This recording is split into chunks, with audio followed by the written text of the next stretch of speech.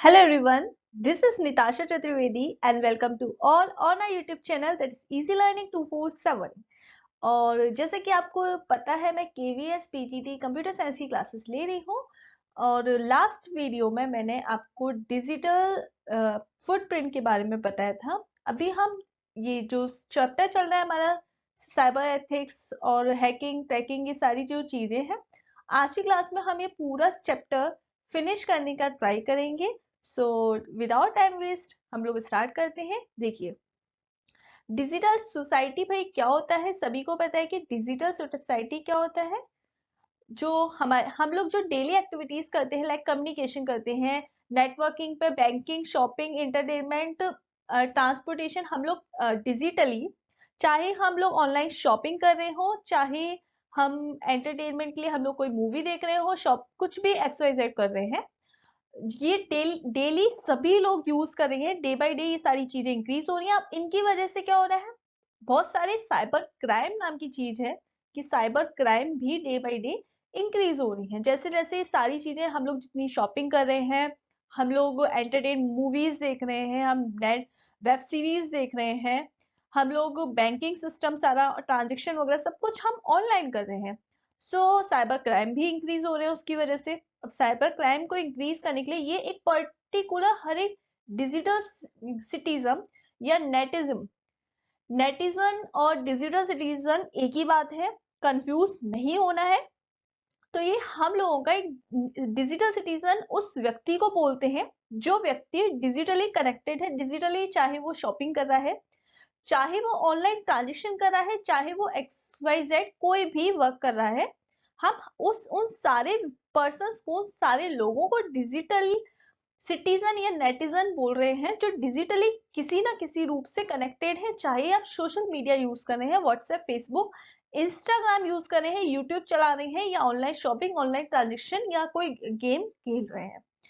तो बात यह है कि हम सभी का एक कर्तव्य है, हम सभी से एक, यहाँ पे हम लोगों को कुछ एक्ट भी पढ़ने हैं कि हमारी गवर्नमेंट ने इस चैप्टर में, बेसिकली आप चैप्टर का टारगेट समझिए कि जो आजकल साइबर क्राइम हो रहे हैं, जितने भी, चाहे वो हैकिंग हो, ट्रेशिंग हो, फिशिंग हो, और कुछ भी हो, सारे चीजों को हमने एक साइबर क्राइम का रूप, साइबर क्राइम में ही शामिल किया है। उनके लिए किस तरीके से हम अपना एक अच्छे नागरिक, एक डिजिटल सिटीजन और एक डिजिटल नेटिजन, जिसे बोलते हैं, नेटिजन शब्द आया डिजिटल सिटीजन को, तो हम लोगों का क्या कर्तव्य है और हम उसको कैसे रोक सकते हैं, कैसे हम अपने परिवार के लोगों को, अपने फैमिली मेंबर्स को और बाकी हमारे रिलेटिव्स, फ्रेंड्स, उन सबको उन चीजों से हम कैसे बचा सकते हैं, और क्या क्या उसके लिए हमारी गवर्नमेंट ने किया है, क्या क्या रूल्स है, क्या क्या रेगुलेशन है, हमें क्या सावधानियां रखनी है, क्या एडवांटेज है, क्या डिसएडवांटेज है, और ये किस लेवल तक लोगों के संग बहुत ज्यादा गलत होता है डिजिटली। पहले के टाइम में जो चोर होते थे वो हमारे घर में आके चोरी करते थे, ताला तोड़ते थे, ब्रेक करते थे, लेकिन आज ऑनलाइन बैठे बैठे काफी सारी, ये सारे जो क्राइम हो रहे हैं वो ऑनलाइन बैठे बैठे ही हो रहे हैं। ठीक है, तो इनके लिए क्या क्या एक्ट बने, क्या क्या आगे इसके लिए, इसको किस तरीके से रोका जाएगा, वो हम इस चैप्टर में डिस्कस करेंगे। So just let's have a look.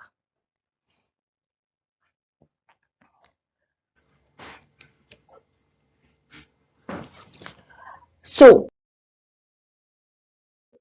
अब आती है बात, एक टर्म आता है नेटिक्विटी। तो नेटिक्विटी क्या होती है भाई, अभी मैंने बताया, एक टर्म यूज किया। देखिए, मैंने क्या टर्म यूज किया था आपको कि भाई डिजिटल पर्सन होते हैं तो नेटिक्वेट बोलते हैं उन्हें, ऐसे ही एक टर्म आता है नेटिक्विटी।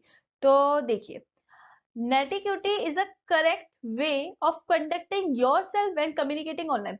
भाई मैंने बोला कि हम लोगों का एक खुद का भी तो कर्तव्य है कि हम किस तरीके से digital, as a digital person, क्योंकि मैं ऑनलाइन आपको पढ़ा रही हूँ तो ये मेरा भी तो एक कर्तव्य है, एक मेरी ड्यूटी है कि मैं किस तरीके से आपसे ऑनलाइन कम्युनिकेट कर रही हूँ, अपने आप को कैसे कंडक्ट करा रही हूँ। तो ये एक हम लोगों का भी सेल्फ का, एक सेल्फ की रेस्पॉन्सिबिलिटी है as a digital person. As a digital person हम उनको बोल रहे हैं जो डिजिटली यूज कर रहे हैं, किसी भी मीडियम से, चाहे मैं व्हाट्सएप यूज कर रही हूँ, फेसबुक, यूट्यूब, इंस्टाग्राम, कुछ भी यूज कर रही हूँ।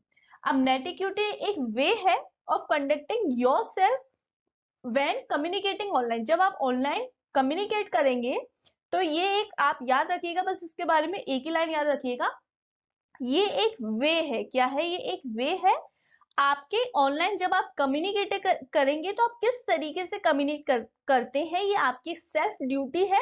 तो ये एक ऑनलाइन वे है। क्या है? ये एक वे। चलिए आगे देखते हैं किसी और टर्म को। ठीक है, जो अब नेटिक्विटी में कुछ टर्म्स आते हैं। देखिए आपको तीन चीजें याद रखनी है कि भाई be respectful, be ethical, be responsible. As a human being आपको ये कुछ टर्म आपके नेटिक्विटी में कोई पूछे नेटिक्विटी में कितने टर्म्स है, नेटिक्विटी तीन चीजों पे बेस्ड है, बी एथिकल, बी रेस्पेक्टफुल और बी रेस्पॉन्सिबल। अब एथिकल का मतलब क्या है? No copyright violation. आप भाई खुद की आप कोई भी बुक राइट कर रहे हैं, आप मैं यूट्यूब पे वीडियो डाल रही हूँ, किसी और की कॉपी पेस्ट करके मैं वीडियो अपलोड करती हूँ, तो मेरे पास कॉपीराइट का एक क्लेम आ जाता है, भाई मैंने दूसरे की कॉपी पेस्ट करा है। माना ये जो चैप्टर है ये सभी लोग पढ़ा रहे हैं, पर सबके एक्सप्लेन करने का तरीका एक अलग होगा। सबके एक्सप्लेन करने का एटलीस्ट मैं वो तरीका तो यूज नहीं करूंगा, मेरे पास मेरा खुद का सेल्फ तरीका है, चाहे वो अच्छा है या बुरा है, मेरे पास एक खुद का अपना यूनिक तरीका है। ठीक है, तो कॉपीराइट वायलेशन नहीं होना चाहिए। यूट्यूब में भी वीडियो जब आप अगर जो लोग यूट्यूब पे वीडियोस अपलोड करते होंगे तो उनको ये चीज क्लियर हो रही होगी मेरी बातों से कि कभी भी आप टी सीरीज का कोई सॉन्ग, मैं स्पेशली टी सीरीज के लिए बोलती हूँ क्योंकि ये ऐसा बहुत सारे चैनल्स पे हुआ है, मेरे संग भी हुआ था, स्टार्टिंग में मुझे नहीं पता था। तो अगर आप उनका कोई भी टी सीरीज जी म्यूजिक का कोई भी सॉन्ग लेते हैं और वो बैकग्राउंड में आप उनकी इवन कोई लिरिक्स कुछ भी एक साइड में 2 सेकंड से ऊपर का कोई भी आप म्यूजिक साइड में बैकग्राउंड में भी प्ले करते हैं तो वहां पे कॉपीराइट का क्लेम आ जाता है। तो याद रखिएगा बी एथिकल का मतलब नो कॉपीराइट वायोलेशन, आपके पास कोई कॉपीराइट वायोलेशन नहीं होगा। खुद की चीजों को यूज करना सीखिए, अपने आप में बी इन योर सेल्फ, अपने आप में खुद के लिए अपने आप को खुद अपने अलग तरीके से डिफाइन करिए। तो ऑनलाइन में भी ये है कि भाई आपको किसी की कोई चीज कॉपी पेस्ट नहीं करनी है। शेयर एक्सपीरियंस एक्सपर्टीज, अपनी एक्सपर्टीज शेयर कीजिए, दूसरे की नहीं। अब बी रेस्पेक्टफुल, भाई सभी की प्राइवेसी अपनी होती है, आप दूसरे की प्राइवेसी में जाने की कोशिश ना करें कि इस सबकी आप रेस्पेक्ट प्राइवेसी, सबकी प्राइवेसी की प्राइवेट। तभी जब फेसबुक पे आप कोई पोस्ट शेयर करते हैं तो उसमें आता है, फेसबुक या यूट्यूब पर भी कहीं भी आप कोई पोस्ट शेयर करते हैं तो उसमें क्लियर लिखा आता है ओनली मी फ्रेंड्स। पब्लिक तो सबकी अपनी अपनी चॉइसेस होती हैं किसको किसके साथ शेयर करना है, तो सबकी प्राइवेसी का ध्यान रखिए। रेस्पेक्ट डाइवर्सिटी, डाइवर्सिटी का याद रखिए, सबकी डाइवर्सिटी, सबकी खुद की डाइवर्सिटी होती है, उसका भी ध्यान रखना है। अब बी रेस्पॉन्सिबल का मतलब है डोंट फीड द ट्रोल। भाई ये एक बहुत गलत चीज है जो as a digital person, as a native हम लोगों को याद रखनी है कि भाई ये ट्रोलिंग वगैरह आपने सुना होगा, बहुत सारे एक्टर्स वगैरह बोलते हैं कि हमको ट्रोल कर दिया या किसी की पोस्ट को ट्रोल किया। तो ट्रोलिंग का मतलब बेसिकली निगेटिव से लगाया जाता है कि आप किसी की कोई कमी को बढ़ा चढ़ा के दिखा रहे हैं, उसको हम ट्रोलिंग बोलते हैं। मतलब उसको बार बार आप किसी ना किसी तरीके से शेयर कर रहे हैं, आपके फ्रेंड्स शेयर कर रहे हैं और उसको बार बार मतलब उसकी बेचारी, सपोज किसी ने, मैंने कुछ गलत बोल दिया और आप वही चीज सारे लोग उसका शॉर्ट वीडियो बना के स्क्रीनशॉट लेके स्क्रिप करके और पब्लिकली फेसबुक पे, इंस्टाग्राम पे, यूट्यूब पे जगह जगह डालेंगे और बहुत सारे लोग उसको शेयर करेंगे, तो वो मेरी ट्रोलिंग हो गई। ट्रोलिंग का मतलब कि गलत चीज को वायरल, और ट्रोलिंग में यही होता है, वायरल हम पॉजिटिव सेंस में लेते हैं कि वायरल हो जाना अच्छी बात है, पर ट्रोलिंग गलत सेंस में निगेटिव चीज। अवॉइड साइबर बुलिंग, किसी को भाई साइबर बुलिंग मतलब पीछे नहीं पड़ जाना है, कि वो नहीं चाहता, हर किसी की, मैंने बोला ना हर किसी की एक प्राइवेसी होती है, तो जरूरी नहीं है उसके पीछे ही पड़ के रह जाना। तो ये बेसिकली आप नेटिक्विटी में तीन ही टर्म याद रखिए कि नेटिक्विटी हमसे तीन बातें कहता है, be ethical, be respectful, be responsible. Be ethical में no copyright violation, share experiences. Be respectful में respect privacy, respect diversity, don't, और बी रेस्पॉन्सिबल में don't feed the troll. Avoid cyber bullying. I hope इतनी बात आपको clear हुई होगी। चलिए अगला देखते हैं, अगला क्या है, what is digital equity. Digital equity से हम क्या समझते हैं, देखते हैं। देखिए, digital equity creates condition in which all individual and communities have the information technology capacity needed for। यानी कि डिजिटल इक्विटी क्या होती है भाई, इक्विटी मतलब बराबरी। डिजिटल इक्विटी की जो भाई जितने भी सिविक हैं, cultural participation, employment, life long learning, access of essential services, मतलब जो इंफॉर्मेशन टेक्नोलॉजी है, कैपेसिटी, कम्युनिटीज हैं, उनके पास कैपेसिटीज है कि वो ये सारी चीजें कर सके। Civic, culture, participation, employment, life long learning, access the essential services. ठीक है, डिजिटल इक्विटी कंडीशन क्रिएट करती है प्रत्येक ह्यूमन बीइंग के लिए, प्रत्येक इंडिविजुअल के लिए, जो डिजिटल पर्सन है उनके लिए ये एक कंडीशन क्रिएट कर सकती है कि सबको बराबरी से राइट मिल सके डिजिटली। ऐसा नहीं है फेसबुक या यूट्यूब पे मैं वीडियो अपलोड कर सकती हूँ, आप नहीं अपलोड कर सकते हो, आपके पास भी सेम राइट्स है वो चीजें अपलोड करने के, आपके पास भी सेम राइट है व्हाट्सएप पे चैट करने के लिए, आपके पास भी सेम राइट है गूगल पर को सर्च करने के लिए। तो सभी को बराबर के अधिकार है, सभी के पास इक्वल अपॉर्चुनिटीज है, इक्वल राइट्स है। मैं वीडियो अपलोड कर रही हूँ, आपसे किसी ने मना नहीं किया, आप भी कर सकते हैं। सभी लोग इंडिविजुअल है, सभी लोगों के पास इक्विटी है, सभी लोग सेम है, हम सभी आपस में सेम है, सभी के पास सेम राइट है, सेम अधिकार है। ठीक है ना, तो आगे देखते हैं, आगे क्या है भाई, देखिए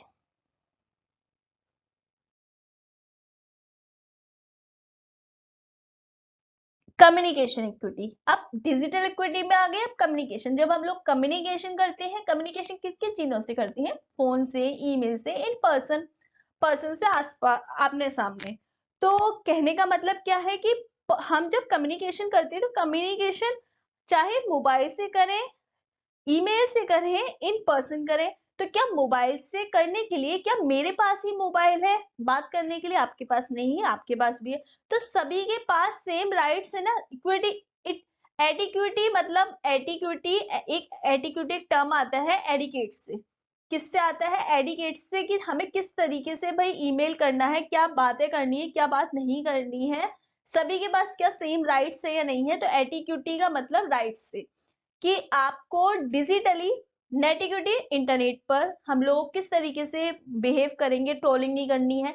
सिमिलरली फोन पर हम किसी को गाली नहीं दे सकते, ये हमारा डिजिटल राइट नहीं है कि हम गाली नहीं दे सकते। जैसे नॉर्मली बातचीत करने के लिए हमें कुछ अधिकार दिए गए हैं, सिमिलरली हमारा जो एक्ट है साइबर क्राइम के, जब बहुत सारे क्राइम होने लगे तब एक एक्ट भी आया, वो भी हम आगे पढ़ेंगे इन फर्दर। बट आपको भी बात ये समझनी है, हमारे पास ये राइट नहीं है हम किसी को फोन पर गालियां दें, कुछ अनाप शनाप बोलें, ईमेल पर कुछ भी बकवास करें, या आप अभी मुझे फालतू के कमेंट करेंगे, ये आपके पास भी राइट नहीं है। तो हमें सबके आइडेंटिटी, सबकी सेल्फ रेस्पेक्ट करनी है। ये हमें हम लोग क्या है ना, सब सोशल मीडिया और फोन पे बात करते हैं, लेकिन हम लोगों को उनकी, अब हम इस चैप्टर के माध्यम से बेसिकली इस चैप्टर में हम क्या सीख रहे हैं, ये चैप्टर 9th क्लास में भी पढ़ाया जाता है सीबीएसई में, 10th क्लास में भी पढ़ाया जाता है, 11th और 12th में भी थोड़ा थोड़ा पोर्शन इसका अपलोड दिया गया है, क्योंकि सभी को पता है, सभी प्रोग्रामर है, सभी सॉफ्टवेयर डेवलपर है, सभी को डिजिटल सभी यूज कर रहे हैं किसी ना किसी तरीके से, सोशल मीडिया, लैपटॉप चला रहे हैं, कंप्यूटर चला रहे हैं, मोबाइल चला रहे हैं, लेकिन हमको सही तरीका नहीं पता है। तो सही तरीके के लिए हमें ये चैप्टर पढ़ाया जा रहा है कि हम पढ़ें और लोगों को भी बताएं कि भाई हमारे राइट्स क्या क्या है और हम किस तरीके से इन चीजों को यूज करें, इनके सही तरीके क्या है। हम किसी को ईमेल में कुछ फालतू का नहीं लिख सकते, हमारे ऊपर केस भी हो सकता है, ये हमारा राइट नहीं है। ठीक है, तो आगे देखते हैं। अब देखिए, सबसे पहली बात होती है कि हमें इन चीजों से बचने के लिए क्या क्या करना चाहिए। Think before you post. कोई भी पोस्ट करने से पहले, मैं ये वीडियो अपलोड करने से पहले सोचूं कि क्या इसमें मैंने कुछ ऐसा तो नहीं बोला जो मुझे नहीं बोलना चाहिए। तो पोस्ट करने से पहले सोचना। आप कोई भी पोस्ट करेंगे, चाहे अपनी फोटो हो, कुछ भी हो, उससे किसी और का नुकसान नहीं होना चाहिए, किसी को हार्म नहीं होना चाहिए, कोई ऐसा टॉपिक या ऐसा कुछ नहीं होना चाहिए जो नहीं है, जो अपलोड नहीं कर सकते आपने। Suppose share carefully some topics, conversion and should cap private. अपनी प्राइवेसी का बहुत ज्यादा ध्यान रखिए। सोशल मीडिया यूज करते टाइम ये याद रखिए कि किसके संग आपको क्या क्या चीजें शेयर करनी है, किसके संग नहीं करनी है। तो अपनी प्राइवेसी का आप खुद ध्यान रखिए। Take a deep breath. Sharing a social media after emotional event can be a risky. कोई, हम लोग यही करते हैं, है ना। तो एक कोई पोस्ट देख ली कि इस पे ओम शांति लिखो या कुछ भी लिखो, तो हम सब उस पर जय माता दी लिखो। तो रिलीजन की बात है, अच्छी बात है, लेकिन भाई कभी कभी सोच लिया करिए, क्योंकि आप सोशल मीडिया पे कोई एक फोटो आ गई, किसी कोई बच्चा बहुत बीमार है और उसको आपको रुपए देने हैं, मतलब उसको हेल्थ का ऐसा कुछ इशू है जो इजीली सही नहीं हो सकता, तो उसमें हाथ जोड़ के प्रार्थना कर रहे हैं कि इसकी कोई मदद करे और सब लोग रुपए दें। तो ये सब चीजें क्या है, ये सोशल क्राइम है। जरूरी नहीं है ये चीज सच हो, तो ऐसा करने से पहले सोच जरूर लें। अवॉइड सोशल सब, भाई अपना देखो, बहुत सारे लोग avoid spoiling a surprise, don't ruin a baby announcement, a bridal movement sharing too early. अपना कहते हैं जब आपकी शादी होने वाली हो, क्लियरली बोल रहे हैं, जब आपकी शादी होने वाली हो या बेबी होने वाला हो, तो सबको ऑनलाइन एकदम से शेयर ना करें, अर्ली शेयर ना करें, इससे आप ही का नुकसान है। ठीक है। तो चेक सराउंडिंग, अपने आसपास जो हम लोग कहीं घूमने जाते हैं, हम लोग बहुत जल्दी शेयर करते हैं, तो ये सब चीजें थोड़ा सा आपको ध्यान रखने वाली है। हर चीजें पर्सनल पब्लिक नहीं की जाती, खुद ये चीजें बोली जा रही हैं। इस चैप्टर के माध्यम से आपको थोड़ा समझना चाहिए, यूज करिए थोड़ा सावधानी से। आगे देखते हैं।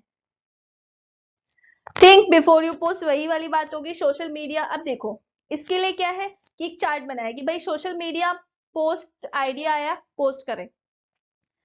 अब एक हमारे दिमाग में आया, does this have a value, इसकी जरूरत है।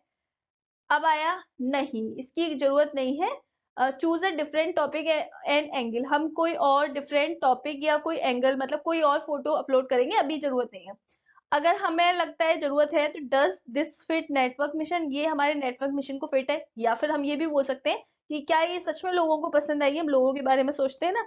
तो अगर लगता है हाँ पसंद आएगी, तो हम आगे चलते हैं। Is this the best format, क्या ये मेरी बेस्ट फोटो है या बेस्ट पोस्ट है।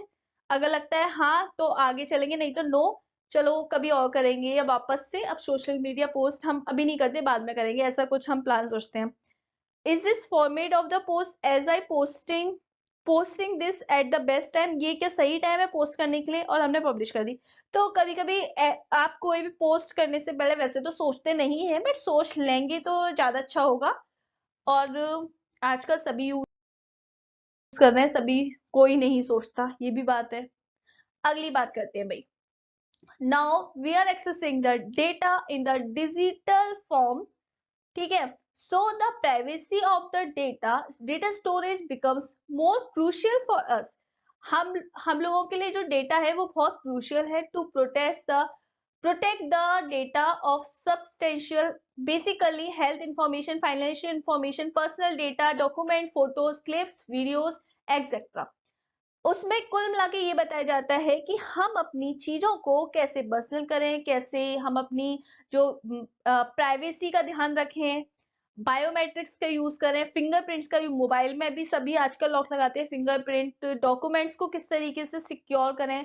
तो कुछ एक टर्म आता है इंक्रिप्शन, एक आता है ऑथेंटिकेशन। तो इंक्रिप्शन का मतलब क्या है, it is a method of representing in such a way that only authorized parties or system can be understand the data or pattern। Basically आजकल जो इंक्रिप्शन यूज किया जाता है, जितनी भी ऑर्गेनाइजेशन है, जितनी भी एमएनसीज है, या जितनी भी बैंकिंग सिस्टम है, या गवर्नमेंट सिस्टम भी आजकल इंक्रिप्शन टेक्निक पर बहुत ज्यादा वर्क हो रहा है। इंक्रिप्शन टेक्निक का मतलब क्या हुआ, फॉर एग्जाम्पल मुझे ये वीडियो सिर्फ एक पर्सन आपको ही शेयर करनी है, जो मेरी वीडियो अभी आप लोग देख रहे हैं, तो सपोज मुझे सिर्फ आपको ही शेयर करनी है ये वीडियो, और मैं चाहती हूँ कोई और नहीं देखे, और मैं यूट्यूब के माध्यम से ये वीडियो को शेयर करना चाहती हूँ। तो मैं क्या करूंगी, ये वीडियो अपलोड करूंगी, लेकिन इसमें एक पासवर्ड भी संग में अपलोड करूंगी। उस पासवर्ड को मैं उसी पर्सन को दूंगी जिसने ये परचेज किया हो। तो ये बेसिकली इंक्रिप्शन की हर कोई नहीं, मुझे दिख रहे हैं सारे ऑनलाइन ऐप होते हैं, पेड कोर्स होते हैं, basically it's work on the encryption technique. Video already uploaded है पर आप नहीं देख पाएंगे क्योंकि वहां पे पासवर्ड या ऐसी सारी चीजें हैं।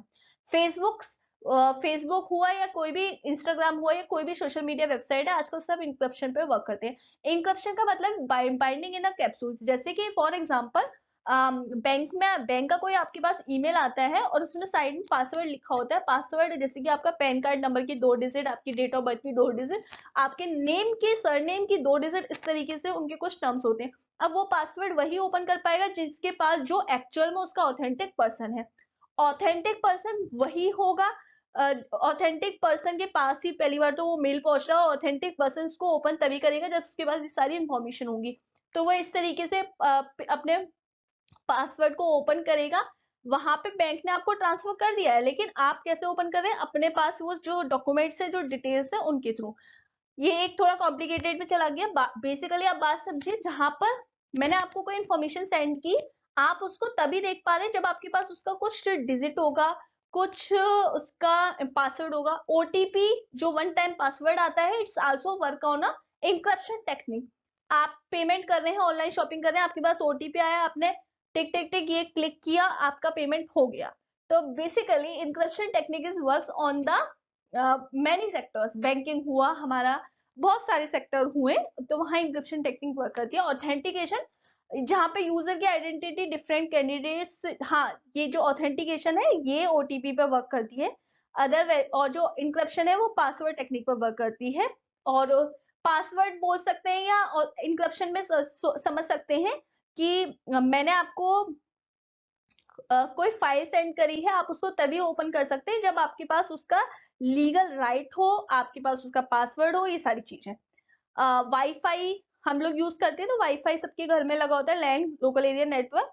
तो ईथरनेट केबल के थ्रू, तो सपोज हमें लैन का किसी के घर का पास उस वहां पर पासवर्ड लगा है, तो पासवर्ड हम जब तक नहीं ओपन करेंगे तब तक हम उसका वाईफाई यूज नहीं कर सकते। That is also encryption technique. So encryption के बिहाफ पर मैंने आपको समझा दिया। बात ऑथेंटिकेशन की आती है। ऑथेंटिकेशन मतलब ओटीपी, पासवर्ड, सिक्योरिटी की, सेंसर, मतलब ऑथराइज, आप उसके ऑथराइज पर्सन है नहीं है, ये सारी चीजें। बेसिकली आप इंक्रिप्शन और ऑथेंटिकेशन के बारे में या जानते हैं। इंक्रिप्शन का मतलब हो गया, जैसे एक कैप्सूल है, तो भाई कैप्सूल में जो अंदर दवाई है वो आपको दिखाई नहीं दे रही ना, ऐसे ही मैसेज है पर आपको नहीं दिखाई दे रहा जब तक आपके पास उसका लीगल राइट नहीं हो, लीगल पासवर्ड नहीं हो, लीगल ओटीपी नहीं हो, तब तक। तो वो हो गया हमारा इंक्रिप्शन कि बाइंडिंग इन अ कैप्सूल। तो एक कैप्सूल की फॉर्म में हमारी दवाई है, लेकिन हमें अंदर की दवाई नहीं दिखाई दे रही। दवाई हमें तब दिखाई देगी जब उसको खोलेंगे। और सिमिलरली एक हमारे पास इंफॉर्मेशन है, पूरी फाइल है, हम उसको तब तक नहीं खोल सकते जब तक हमारे पास उसका लीगल राइट नहीं हो, लीगल पासवर्ड नहीं हो, लीगल ओटीपी नहीं हो। और जो ये लीगल पासवर्ड, लीगल राइट और लीगल ओटीपी है, that is a authentication. Is it clear for all? I hope इतने बात से आपको ये चीज समझ में आई होगी। आगे बढ़ते हैं, देखिए अब आता है इंटेलेक्चुअल प्रॉपर्टी राइट। इससे क्वेश्चन जरूर आएगा, I confirm. Intellectual property right, ये क्या होता है भाई? आईटीएम। ठीक है, चलो। As you know that if a person owns a house, अगर कोई व्यक्ति अपना खुद का हाउस खरीदता है, it is considered that is hand property. तो ये कंसीडर किया जाता है, मान लिया जाता है कि उसके पास उसकी खुद की प्रॉपर्टी। भाई किसी के पास खुद का हाउस है, खुद का गोल्ड है, तो वो उसकी प्रॉपर्टी है ना, किसी और की प्रॉपर्टी तो है नहीं। Similarly if a person is posting something within unique ideas and concepts is called a person intellectual property। तो अगर किसी पर्सन के पास खुद का कोई आइडिया है, खुद का कोई थॉट है, खुद की कोई रिसर्च है, तो वो उसकी इंटेलेक्चुअल प्रॉपर्टी हो गई या नहीं हो गई? अब बेसिकली ये जो टर्म है, ये मैं आपको नोट्स पढ़ने के लिए दे दूंगी, 2-3 दिन में आपको पूरी पूरी पीडीएफ टेलीग्राम पर सेंड कर दूंगी। अभी देखिए, जो आईपीआर होता है बेसिकली, उसको हमने कुछ टर्म में डिवाइड किया गया है। Firstly copyright. तो कॉपीराइट क्या होता है, याद रखिएगा। तो आईपीआर में बेसिकली कॉपीराइट होता है, पेटेंट होता है, ट्रेडमार्क होता है, ये तीन ही टर्म होते हैं, इन तीन टर्म से ही आईपीआर बना है। तो आईपीआर मतलब इंटेलेक्चुअल प्रॉपर्टी राइट। आपकी खुद की कोई सेल्फ की बुक है, आपकी कोई रिसर्च है, आपका कोई सॉन्ग है, आपका कोई आर्टिस्टिक वर्क है, उन पर आप ये सारी चीजें करते हैं। अब कौन सी चीजें कहाँ अप्लाई होती है वो हम आगे समझेंगे। तो फर्स्टली हम समझते हैं कॉपीराइट। तो कॉपीराइट क्या होता है भाई? कॉपीराइट होता है लीगल राइट है, पता है हमें लीगल राइट है। जब भी हम कोई बुक राइट करते हैं, आर्टिकल लिखते हैं, फोटोग्राफ होती है हमारी कोई audio video software, any literacy artistic work, copyrights are automatically granted by creator and owner. ठीक है, बात समझ में आई? देखो ये एक दिख भी रही है, बुक्स है, आर्टिस्टिक वर्क है, ऑडियो वीडियो। मैंने कोई एक बुक लिखी मान के चलिए, और वो बुक आप मेरा अगर उस पर कॉपीराइट है तो आप उसको कॉपी करेंगे तो आपके ऊपर मैं कॉपी केस भी कर सकती हूँ। तो वही वाली बात हो गई कि कॉपीराइट अगर आपके पास है, अगर आप कॉपीराइट ग्रांटेड है, लोग कॉपीराइट ग्रांट करा लेते हैं। आपने कोई भी, अगर कोई क्वेश्चन आएगा कि आपने कोई रिसर्च करी है तो उस रिसर्च पे कॉपीराइट है, पेटेंट है, ट्रेडमार्क है, क्या है, तो रिसर्च पर कभी भी कॉपीराइट नहीं होगा। ठीक है, अभी पढ़ेंगे क्या होगा। मैंने कोई बुक लिखी है, क्वेश्चन होगा कि एक पर्सन है, सपोज जॉन नाम का कोई व्यक्ति है, उसने एक बुक लिखी है और उस बुक को वो सोल्ड करना चाहता है, पर कोई और पर्सन है, वो उसकी बुक को कॉपी करके मार्केट में ज्यादा पैसे कमा रहा है और सोल्ड कर रहा है। तो उसके अधीन हम किस तरीके से, उसने क्या चीज वायलेंट की है, उसने क्या क्राइम किया है, तो कॉपीराइट उसने क्या किया, उसने कॉपीराइट, जो उसके ऊपर कॉपीराइट क्लेम होगा क्योंकि उसने किसी और का ग्रांट यूज किया है। ग्रांट जो दूसरे व्यक्ति ने, मैंने एक बुक लिख रखी है तो मेरा ग्रांट है उस पर, मेरा राइट है उस बुक पर। अब कोई और मेरी बुक को कॉपी करके बेच रहा है और ज्यादा प्रॉफिट कमा रहा है तो मैं उसके ऊपर कॉपीराइट क्लेम कर सकती हूँ, मैं उसके ऊपर उसको जेल भी पहुंचा सकती हूँ अंडर द कॉपीराइट क्लेम। तो ये एक मेरा लीगल राइट है, ये मेरा एक लीगल टर्म है। इसीलिए लोग अपने लाखों रुपए खर्च करके किसी पर्टिकुलर नोट्स पर, किसी पर्टिकुलर बुक पर, या किसी पर्टिकुलर पिक्चर पर, वीडियो पर एक कॉपीराइट ग्रांट लेते हैं। ठीक है, अब there are CC license and GNU GPL license. They allow the user to creation loyalty free material. अब फ्री मटेरियल पे आपको लाइसेंस मिलता है। एक तो होता है क्रिएटिव कॉमन्स सीसी लाइसेंस, एक होता है जीएनयू, ये हम आगे भी पढ़ेंगे, पर अभी आप ये समझ लिए जीएनयू जीपीएल होता है, एक सीसी क्रिएटिव कॉमन लाइसेंस होता है जो हमें प्रोवाइड किया जाता है, जिसके थ्रू हम जो पेड मटेरियल है उसको हम देख सकते हैं। ठीक है, तो ये हमें लाइसेंस मिलता है। अब ये भी हम आगे अभी और पढ़ेंगे इन डिटेल, आगे देखते हैं। द पेटेंट, अब बात आती है भाई पेटेंट की। तो patent for the invention, here the creator needs to apply the invention. When the patent is granted, owner gets right. अब देखिए, अभी बात हमने किसकी की थी? कॉपीराइट की। कॉपीराइट किस पे होता था? बुक पर, audio video, notes, artistic work, इस पर। इतना कुछ नहीं समझना है, बेसिकली एक बात समझिए, पेटेंट रिसर्च पर। ये देखो दिखा रहे हैं कि भाई एडिसन है, उन्होंने बल्ब की रिसर्च करी, बल्ब का आविष्कार किया।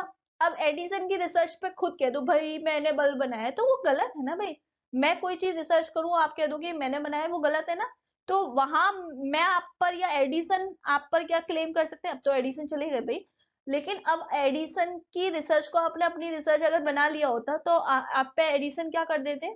पेटेंट का, पेटेंट क्लेम, पेटेंट उन्होंने, क्योंकि वहां पर पेटेंट का राइट ले रखा था कि ये मेरा है, मैंने बनाया। साइकिल दिखाया, ये साइकिल बनाई है।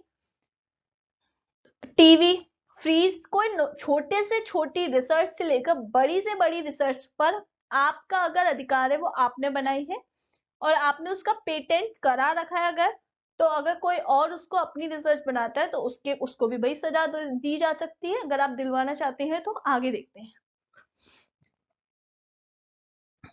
ट्रेडमार्क, ट्रेडमार्क कहाँ आती है? ट्रेडमार्क की बात आती है जहां पर symbol, word, name, design, slogan, label etcetera. Brand, आजकल हर चीज में ब्रांड ब्रांड बड़ा सुनते हैं। देखो याहू है, कोको कोला है, होंडा है, एडिडास है, BBC है, गूगल है, IBM है, ये सभी के अपने अपने ट्रेडमार्क हैं।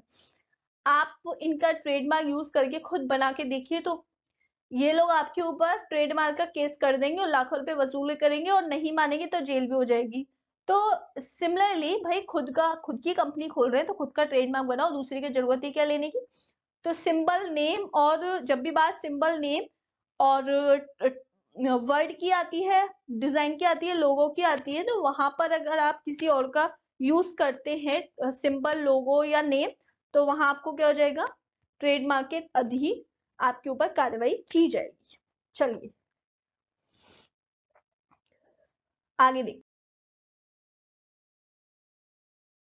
हैं। अब बात आती है लाइसेंसिंग की। तो भाई लाइसेंस क्या है, एक ग्रांट है, एक परमिशन है, एक कॉन्ट्रैक्ट है, एक एग्रीमेंट। देखो दिख रहा है ना भाई लाइसेंस। तो लाइसेंस क्या है, परमिशन है, ग्रांट दी जाती है, एग्रीमेंट है। जो सिमिलरली एक सीधी सी लाइन में समझो, कोई सॉफ्टवेयर खरीदा, परचेज किया, तो आपने परचेज किया है तो आपके पास उसका एक डॉक्यूमेंटेशन है, लाइसेंस है, ग्रांट है, आपके पास उसकी परमिशन है किसी थर्ड पार्टी की, किसी उस पार्टी की जिसने आपको दिया है। आप कोई एक पेड कोर्स खरीदते हैं, पेड बुक खरीदते हैं, तो आपके पास उसका राइट है, आपके पास उसका एग्रीमेंट है कि आपने वो खरीदी है। ठीक है ना। तो परमिशन हुआ, एग्रीमेंट हुआ, राइट हुआ। ये देखा होगा बहुत सारे नोटिस आते हैं आपके पास, स्टैम्प पेपर आते हैं 100 रुपीज और की, वो स्टैम्प देखा होगा कभी, तो वहां पे लिखा होता है ये फलाना फलाना पता नहीं क्या क्या चीज है, तो वो लास्ट में साइन होते हैं, तो उसमें लिखा होता है कि ये चीज हम आपको ग्रांट दे रहे हैं। जमीन, ये आप नॉर्मल लाइफ में आपने सुना होगा जमीन वगैरह के कागज होते, कहते कागज, तो कागज की बहुत वैल्यू, तो वही लाइसेंसिंग है भाई। ऑनलाइन में भी परमिशन एग्रीमेंट है कि आपके पास लाइसेंस है, आपके पास राइट है, आप उस सॉफ्टवेयर को, उस बुक को, उस किसी भी उस पर्टिकुलर चीज को आपने खरीदा है, आपने एग्रीमेंट लिया है, आपने लाइसेंस लिया है, तो आपको उसको यूज कर सकते हैं, और वो भी एक पर्टिकुलर टाइम के लिए। इतनी बात क्लियर हुई होगी, आगे देखते हैं।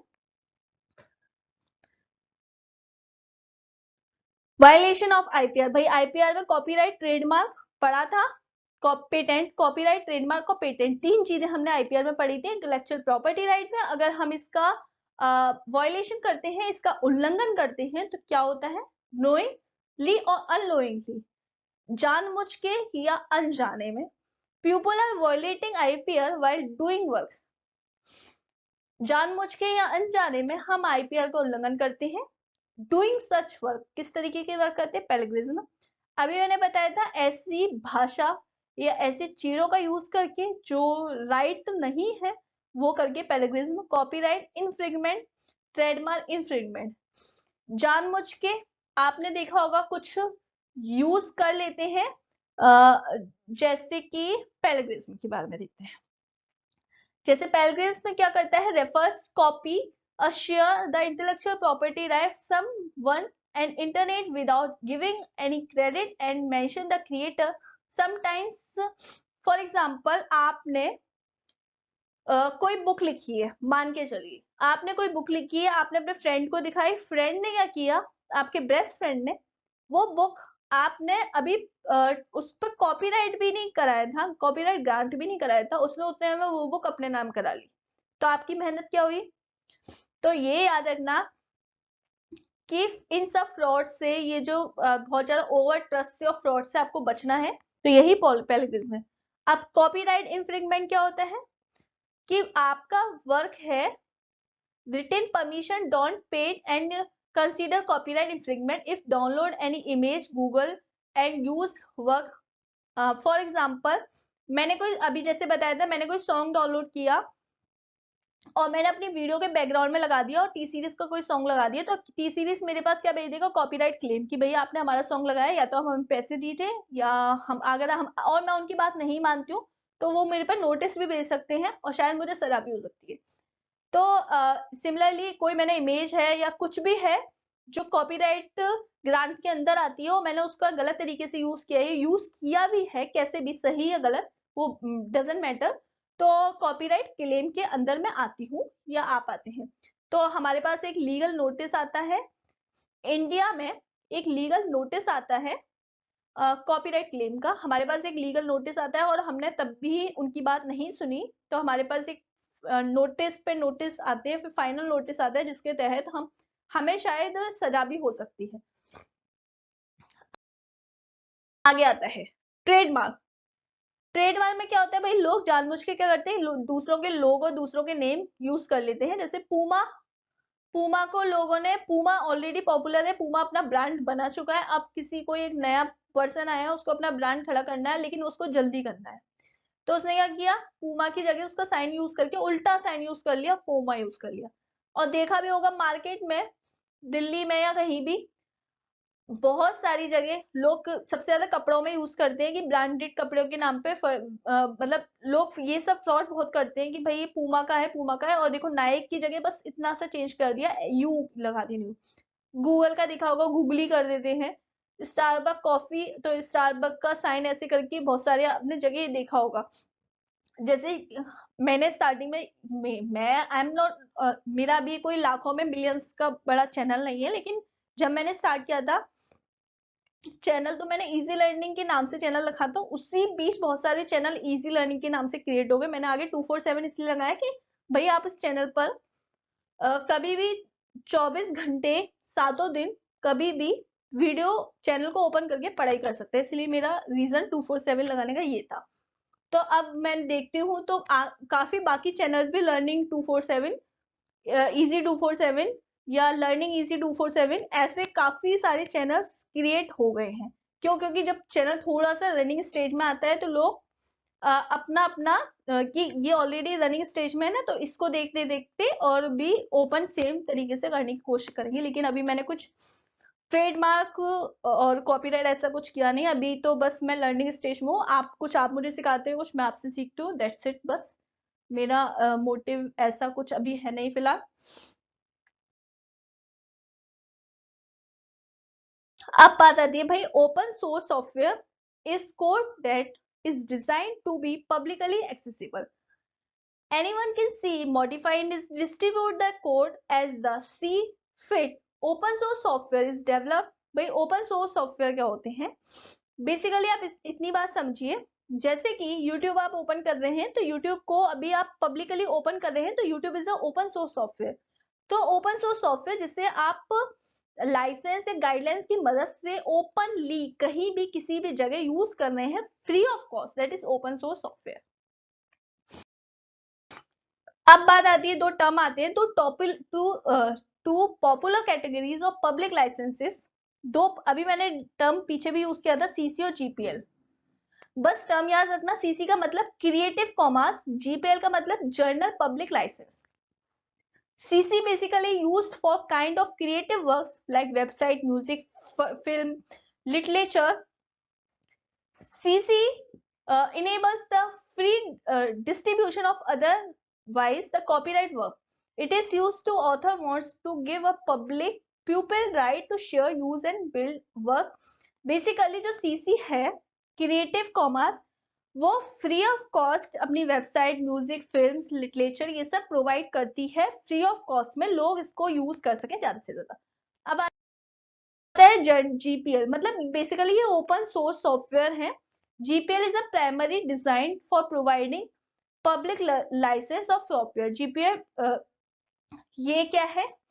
जीपीएल बेसिकली डिजाइन किया गया किसके लिए? पब्लिक। जैसे कि आप Skype, adobe reader, Facebook, WhatsApp, ये सब क्या है? जीपीएल पब्लिकली यूज कर रहे हैं। और सीसी में जहां पे आप डॉक्यूमेंट और वेबसाइट की बात करें, जीपीएल जहां पे आप सॉफ्टवेयर की बात करें, स्काइप है, एडोब रीडर है, फेसबुक है, व्हाट्सएप है और यूट्यूब है, ये सब जीपीएल के अंदर आते हैं। यहाँ पे साइबर क्राइम होने के चांसेस सबसे ज्यादा होते हैं, क्योंकि फ्री ऑफ कॉस्ट आपको मिलते हैं और लोग इसका गलत तरीके से इस्तेमाल करते हैं। आगे देखते हैं साइबर क्राइम। अब cyber crime is a criminal activity that either targets और यूजेस कंप्यूटर नेटवर्क और नेटवर्क डिफेंस। एक हमारी साइबर क्राइम क्या है भाई? दिख रहा है पीछे लिखा हुआ है फिशिंग, हैकिंग, पर्सन है कोई ये यूज कर रहा है, तो ये आपको दिखाई दे रहा होगा। हैकिंग इज अब हैकिंग क्या होती है? साइबर क्राइम में हैकिंग, फिशिंग, की सारी चीजें आती हैं। ये एक क्रिमिनल एक्टिविटी है जो जानबूझ के अनजाने में की जाती है। हैकिंग, अब टर्म आता है, हैकिंग काफी सुना होगा, और लोग साइबर क्राइम होता है, फिशिंग हो या कुछ भी हो, मेलवेयर हो, लोग उसको कहते हैं भाई हैकिंग हो गई। लेकिन हैकिंग एक्चुअल में क्या होती है? Hacking is a act, hacking एक एक्ट है composing digital devices and network, जो डिजिटल डिवाइसेस नेटवर्क होता है by gaining unauthorized access to an account और कंप्यूटर।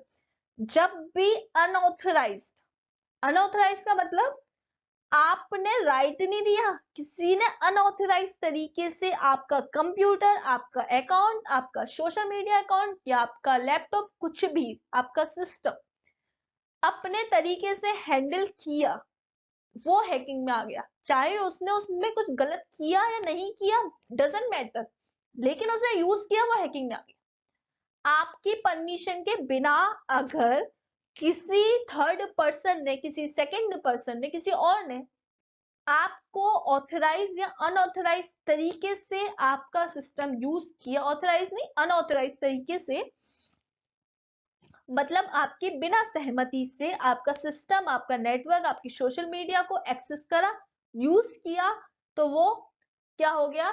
हैकिंग।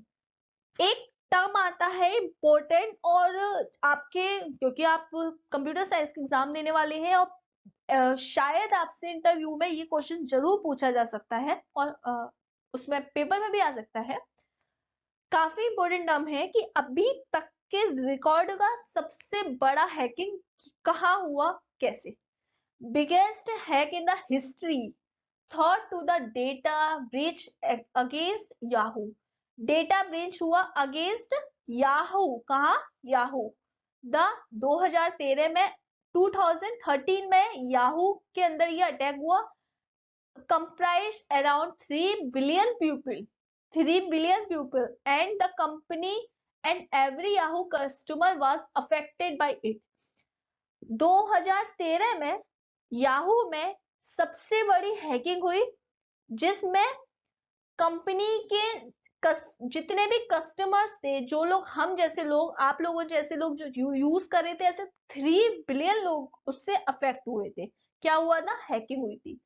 हैकिंग, लोगों का पर्सनल डेटा चुराया गया था, लोगों का अनऑथराइज तरीके से सिस्टम यूज किया गया था, ऐसी गलत तरीके की एक्टिविटीज 3 बिलियन लोगों के संग सेम टाइम में याहू में हुई थी, याहू के को एक्सेस करने वाले लोगों के संग। तो 3 बिलियन पीपल इससे अफेक्ट हुए थे, और 2013 में हुआ था। ठीक है, समझ में आया? अब बात आती है फिशिंग की। एक टर्म आता है fishing. Phishing is a form of social engineering where attackers people and leaving sensitive information, installing malware and such ransomware. Basically आप ये याद रखिएगा, जब भी आपके पास इस तरीके से मैसेजेस या ईमेल आते हैं, जो बेसिकली जो फिशिंग यूज की जाती है, वो सेम तरीके से मेल और मैसेजेस के थ्रू, जैसे कि यहाँ पे आपको दिखाई दे रहा होगा कि देखो, यहाँ पे आपको दिखाई दे रहा होगा कि नेटफ्लिक्स का एक मेल आया जिसमें please update your payment details, और hi dear, same to same Netflix की तरह। अब इसमें बात आती है कि your account is on hold, तो नेटफ्लिक्स बोलता है आपका अकाउंट होल्ड है, आप पेमेंट कराइए, लेकिन आपका ऑलरेडी पेमेंट है, या फिर एक किसी कंपनी से एक ये मेल आया हुआ है, वी रिसीव योर इंफॉर्मेशन। अब ये देखिए, यहाँ पर हमें कैसे पता पड़ा कि ये फिशिंग पेज बना के हमें भेज दिया गया है।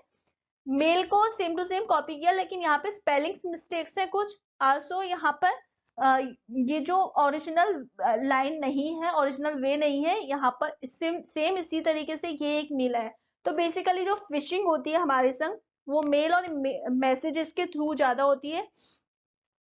जैसे आपने अभी, मैंने नेटफ्लिक्स का एग्जांपल दिया, आपने नेटफ्लिक्स पे वेब सीरीज खरीदी हुई है, परचेज करी हुई है, आप ऑलरेडी पेमेंट कर चुके हो, बट आपके पास एक मेल आता है कि आपका अकाउंट अभी होल्ड पे किया गया है, इतना इतना पेमेंट कीजिए। आप कर दोगे कि भाई आपको याद भी नहीं है कि आपने कब पेमेंट किया था, आपने पेमेंट अभी 10 दिन पहले किया था, फिर आपने अगेन पेमेंट कर दिया, और एक्चुअल में वो पेमेंट नेटफ्लिक्स के पास नहीं गया, वो पेमेंट किसी और के पास गया। तो ये जो फिशिंग पेजेस वगैरह है, ये सोशल मीडिया, ईमेल और मैसेजेस के थ्रू होती है। आपको सेम तरीके का इवेंट दे देंगे, और आपको फेसबुक पे कभी कभी देखा होगा कि अमेज़न का एक पेज बना देते हैं और बोल देते हैं अमेज़न फ्लिपकार्ट के संग हो चुका है, कि ये जो फोन है, सपोज आईफोन है और वो 1 लाख का फोन है और आपको कह देंगे ये आपको 10,000 में मिल रहा है और आपने वहीं पे कि अभी खरीदो, सून 60 सेकंड्स में ये सेल खत्म हो जाएगी।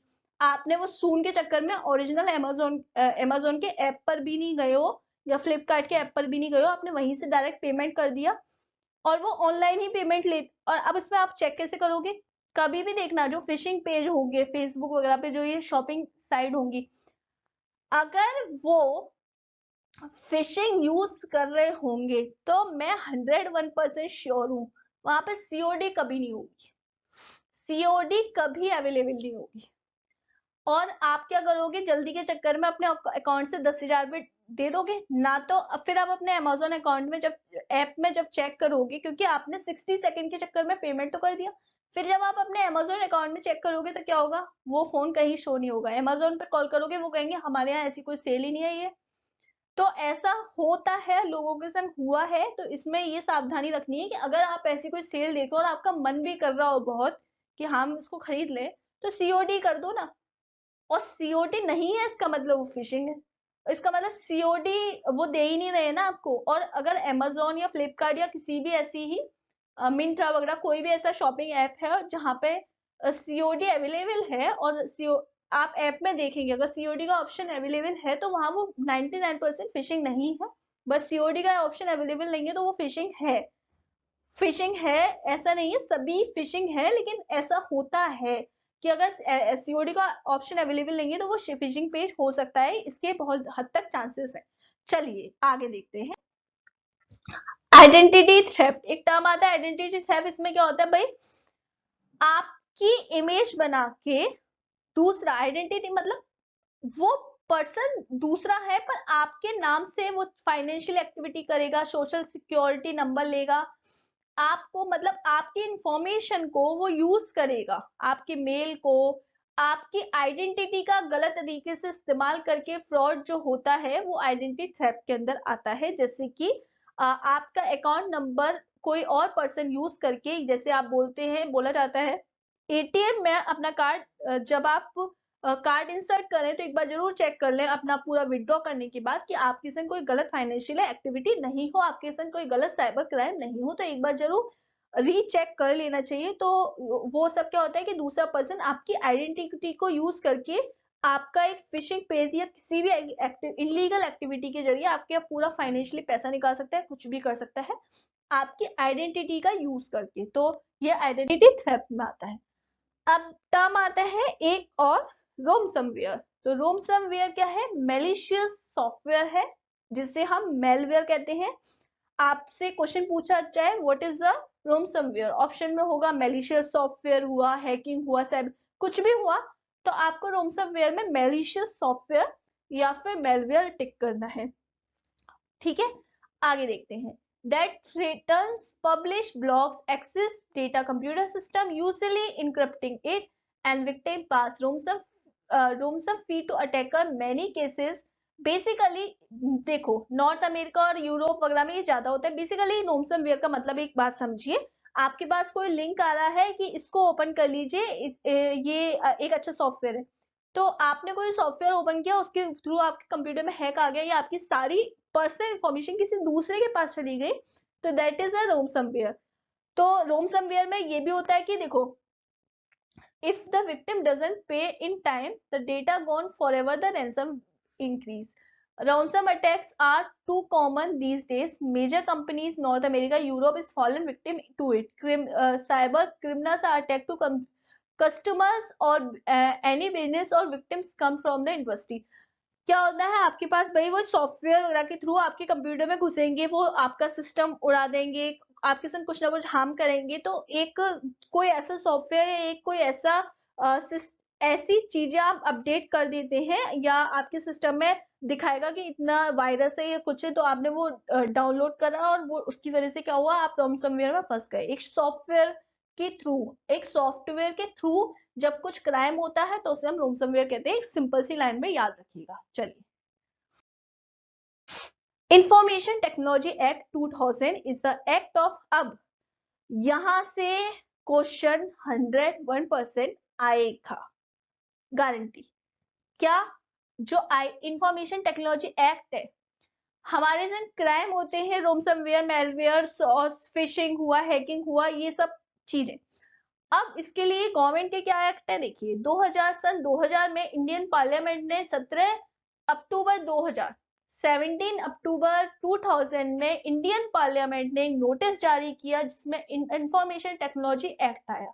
इंफॉर्मेशन टेक्नोलॉजी एक्ट कब आया? 17 अक्टूबर 2000 में। Primary law of Indian dealing cyber crime and electronic commerce, जिसके through Indian government cyber crime और इलेक्ट्रॉनिक कॉमर्स को से डील करेगी। आगे देखते हैं। देखिए इसके अंडर कुछ सेक्शन बने, जैसे सेक्शन 43 के अंतर्गत जो आईटी एक्ट 2000 है, सेक्शन 43 के अंतर्गत जो आईटी एक्ट 2000 है, any act destroying, altering, stealing computer system network, deleting data or malicious intentions without authorized from the owner compensation for damage।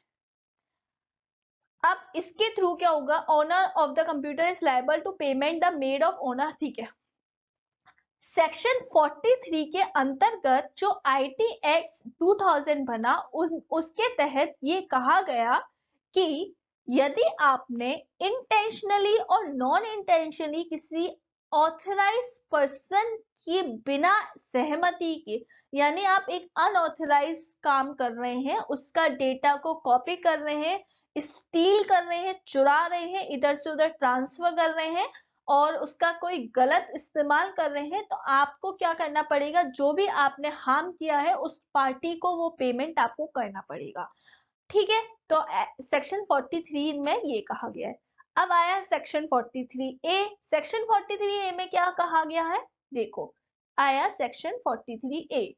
This section IT act 2000 state that any corporate body dealing with the sensitive information that fails to implement reasonable security practices causing loss of other person will also liable to convict the compensation of affected party।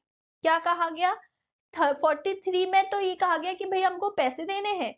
43 में यदि किसी corporate body, अभी इसमें तो आ गया कि भाई आपने किसी का भी नुकसान किया, इसमें क्या आ गया, यदि कोई कॉर्पोरेट बॉडी, कोई ऑर्गेनाइजेशन है, बड़ी ऑर्गेनाइजेशन है, उसकी इंफॉर्मेशन आपने, उसकी सिक्योरिटी, उसकी ऑथराइजेशन अनऑथराइज तरीके से उसकी कोई भी इंफॉर्मेशन को लीक किया, यूज किया या गलत तरीके से इस्तेमाल किया या उसको इफेक्ट किया, तो जो भी लाइबल कन्विक्ट है अफेक्टेड पार्टी का, वो आपको देना पड़ेगा। मतलब जो अफेक्टेड पार्टी आपसे बोलेगी आपको उतना रुपया देना पड़ेगा। अब सेक्शन 66 के तहत क्या कहा गया, hacking of a computer system with malicious intentions like fraud punished. अगर आपने हैकिंग करी और कोई भी फ्रॉड किया इंटेंशनली, तो आपको 3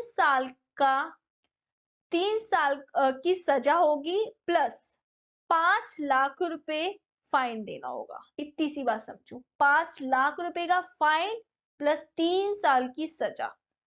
किसके तहत? सेक्शन 66 के तहत। अब सेक्शन 66B-C-D ये आए, इसके तहत ट्रांजिस्टिंग इंफॉर्मेशन आइडेंटिटी थ्रेफ्ट, किसी की आपने मेरी आइडेंटिटी यूज करके कोई फ्रॉड किया, तो आपको क्या होगा, उस कंडीशन में 3 साल की सजा, 1 लाख रुपए का जुर्माना। और जितने लोगों ने किया, फाइन और बोथ, जितने लोगों ने किया उन सभी के लिए। सेक्शन 66E के तहत क्या आता है, this section is violation of privacy of transmitting image और प्राइवेट एरिया पनिशेबल 3 years और 2 lakh फाइन और बोथ। देखो जो प्राइवेसी ट्रांसमिटिंग इमेजेस, भाई आपने मेरी इमेज को, मेरी फोटो को, मेरी इमेज को पब्लिकली ट्रांसफर किया, गलत तरीके से यूज किया मेरी इमेज को, तो आपके ऊपर 2 लाख रुपए का जुर्माना या 3 साल की सजा या दोनों हो सकता है। ठीक है, तो इसीलिए कभी कहते हैं ना, किसी की आइडेंटिटी को यूज नहीं करना चाहिए, कोई सामने वाली पार्टी स्ट्रांग मिल गई ना तो फंस जाओगे। तो 66F के तहत क्या है, ये भी एक साइबर टूरिज्म इफेक्टिंग ये security India digital medium life long. इसके तहत क्या है, भैया आपने किसी को दिखाया कि कोई विदेशी पर्सन है, उसको फंसाया कि हाँ हमको इंडिया विजिट कराएंगे, ये कराएंगे, वो कराएंगे, और डिजिटली उससे बहुत सारे रुपए ले लिए, उसके तहत ये 66F बना। सेक्शन 67 के अंदर क्या आया कि इसमें जो हम लोगों की, देखो इसमें 10 लाख 5 साल की सजा, सेक्शन 67। इसमें क्या है कि भाई जो पोर्नोग्राफी होती है, जो गलत इमेजेस होती हैं, गलत वीडियो होती है, जिसमें आप गलत तरीके से जैसे बहुत गलत एक्टिविटीज होती हैं इंटरनेट पर, किसी की इमेज को आपने गलत तरीके से यूज किया, लीगली किसी की पर्सनल इमेजेस को वायरल करने की कोशिश करी या वायरल किया, और आप उसमें पकड़े गए तो आपको 5 साल की सजा और 10 लाख रुपए का जुर्माना होगा। तो इसी वजह से कहते हैं भाई सोशल मीडिया खतरनाक भी है, आप गलत काम कर रहे हैं लेकिन सामने वाली पार्टी स्ट्रांग मिल गई तो फंस जाओगे, मत करना ऐसा कुछ। अब बात आती है इलेक्ट्रॉनिक वेस्ट। तो ई वेस्ट क्या है, डिस्क्राइब करती है ई वेस्ट। देखो भाई हम लोग सभी लोग मोबाइल, कंप्यूटर, टेलीफोन और माउस, कीबोर्ड, इतनी सारी चीजें यूज करते हैं, तो इन सबकी ये सब की जो वेस्ट होती है उसको हम ई वेस्ट बोलते हैं। क्लियर। अब इसका क्या यूज किया है, जैसे बहुत सारी कंपनीज इसका रीयूज करती हैं कि उसको हम रीयूज करने में, जैसे प्लास्टिक्स वगैरह होती हैं हमारे कीबोर्ड वगैरह की, तो उसको रीयूज किया जा सके ज्यादा से ज्यादा, ये हमारा काम है। ठीक है। तो आज की वीडियो में मैंने ऑलमोस्ट 100% चैप्टर खत्म करने की कोशिश की। कुछ चीज छोटी छोटी रह गई, आई नो 90% चीजें आपकी खत्म हो गई, कुछ छोटी छोटी चीजें रह गई, प्लस क्वेश्चंस हम कल की वीडियो में डिस्कस करेंगे। परसों तक मैं ये चैप्टर फिनिश करा दूंगी। एट एनी हाउ मेरी तबीयत ठीक नहीं थी, आई नो, मैं आपको अपडेट करा चुकी थी, मैं इसीलिए वजह से कुछ दिनों से ऑनलाइन अवेलेबल नहीं थी, बट अब मैं आई विल ट्राई कि मैं डेली ऑनलाइन आऊं और आपके संग नए नए और अभी आपके केवीएस के जितने भी चैप्टर है एटलीस्ट एक बार वो सारी चीजों का आपके संग एक डिस्कशन कर दूं, संग में ज्यादा से ज्यादा क्वेश्चंस देने की कोशिश करूं। वीडियो अच्छा लग रहा है तो ये काम अब आपका है, सब्सक्राइब करें, लाइक करें, शेयर करें, और ज्यादा से ज्यादा लोगों के संग शेयर करना ना भूलें। नए हैं तो सब्सक्राइब करें। थैंक यू वेरी मच, मिलते हैं नेक्स्ट क्लास में। Good night, have a nice day.